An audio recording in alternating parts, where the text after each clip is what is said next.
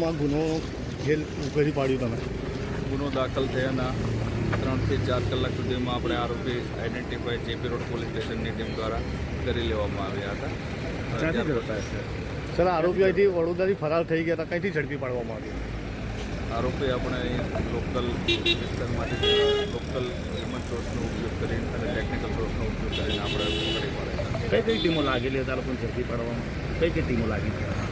જે દિવસે લૂંટ થઈ ત્યારે તાત્કાલિક અમે અમારે પોલીસ સ્ટેશનના ડિસ્ટાફ, અન્ય સ્ટાફ, અમારે લોકલ એલસીબીના સ્ટાફ તમામની મદદ લીધી હતી. કેટલો મુદ્દામાલ રિકવર કરવામાં આવશે?